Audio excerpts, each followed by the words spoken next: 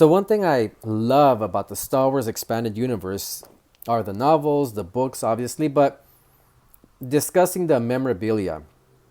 And in this case for today, discussing specifically a certain magazine that I came across in 1997.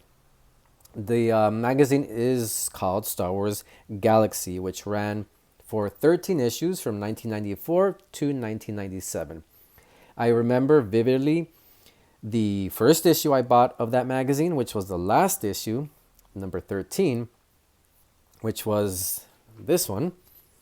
And that artwork just spoke to me. I saw it, and this was in my within months of my discovery of the expanded universe. So at that time when I discovered the expanded universe, as I had mentioned in a prior video, I was trying to consume everything and catching up because I wanted to be up to date with all these books and comics and enjoying everything.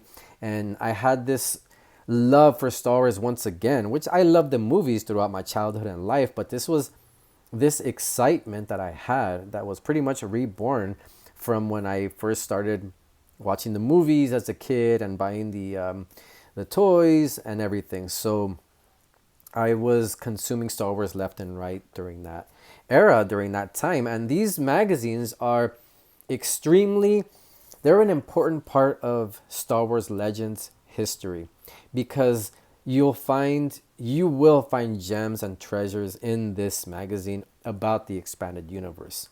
And yes, it was published from 1994 to 1997, but it's a magazine that if you decide to track them down, I highly recommend doing that.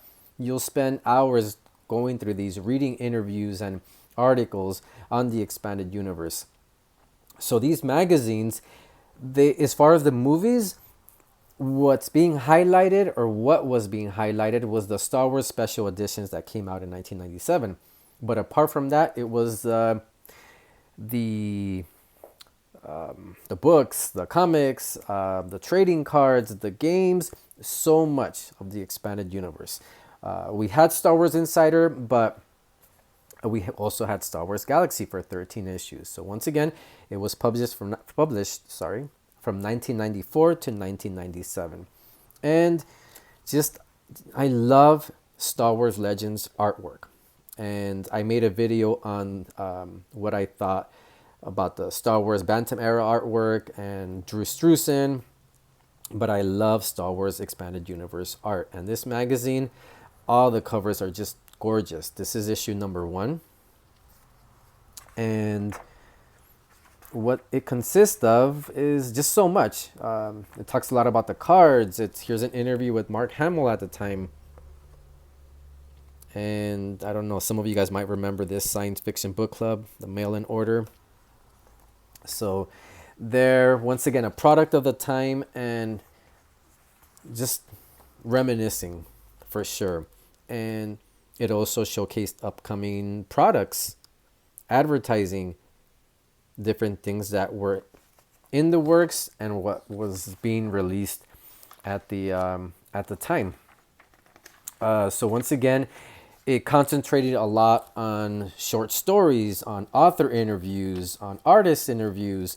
Really quick, to pause on this, I know the Crystal Star has a bad rep, but it's part of the expanded universe history. And this particular magazine or issue has a big spread on the Crystal Star, interviewing the author, and Barbara Hamley has just page after page on the inspiration of the book and talks about, has a synopsis and awesome questions, a Q&A, and it just goes on and on for a lot of pages. Here's a section on Dark Forces, the game, when it was being released. So a lot of cool information. And this is issue number 2. Same thing. It was announcing the upcoming comics. It has also a section on fan letters, which was also questions from the fans, and the editors would respond. People would send in their own fan drawings. One thing that was very, very cool was this, in issue number 2, the official announcement to Shadows of the Empire. So really quick, this is, like I said, exciting because it's EU history. So exclusive bulletin, Lucasfilm has begun work on a top secret project for 1996 called Star Wars Shadows of the Empire. Shadows is a previously untold story set in the time period between The Empire Strikes Back and Return of the Jedi that deals with the relationship between the Empire and the organized crime network on which the Empire has become increasingly dependent. It will take us deep into the world of gunrunners, spice traders, assassins, and crime bosses like Jabba the Hutt, all the way to the leader of the syndicate whose existence has never before been revealed. We know who that is. Shadows is a multimedia project that will involve the talents of several key Lucasfilm partners. The story of Shadows of the Empire will be told in great detail in a novel currently being written by Steve Perry to be published by Bantam Books. New characters and situations will be graphically illustrated in a companion Dark Horse Comics series. And fans will be able to live the experience in a new video game from LucasArts Entertainment. So I don't want to read the whole thing, but I just got caught up on that we have in this magazine, once again, part of EU history, the official announcement to Shadows of the Empire. So much information. I would really, Dave Dorman interview. I would really track them down if they shouldn't be too hard to find. So Dark Empire articles and interviews. It's filled with short stories for sure. And it also has previews on comics. This is kind of funny regarding Children of the Jedi. Issue number 4. And I wish I can show you page by page, but you know, that'll take a long time for you guys. I know everybody's busy, but I really wanted to recommend you tracking them down.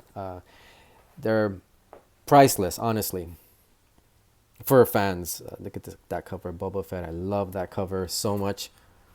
Really cool. Here's a section on Shadows of the Empire. And with these, a lot of you guys have seen this before, but I just wanted to share this since I'm currently having home renovations and just found them once again. I love expanded universe art. I actually had this book, Battle of the Bounty Hunters, but it's a pop-up book that I can't track down. I don't know where I left it. I've moved a couple of times, and I don't know where I left it. But a lot of valuable information, and once again, 13 articles. I'll show you, or issues. I know I'm going quick, but Topps Trading Cards also produced trading cards. And I remember that's another thing. So much things that I unfortunately have lost through different moves that I've had throughout my life. And I used to have the Topps Trading Cards based on Star Wars Galaxy magazine. In just like baseball cards, I would buy the Mylar little pockets and made an album, and there was, I believe, 3 series on that. But yeah, this magazine is just like Star Wars Insider, but specifically talking about Star Wars Galaxy magazine is extremely valuable for nostalgia and for discovering new short stories for us that really, like I remember not being into the short stories too much, but seeing that I'm getting into the short stories now, some of this stuff is, even though I've had it in my possession, is going to be new to me because I'm going to be visiting these short stories that back in the day I just skimmed right through them. And I just see this and really cannot recommend this enough. It's just very, very important. It's an important part of EU history.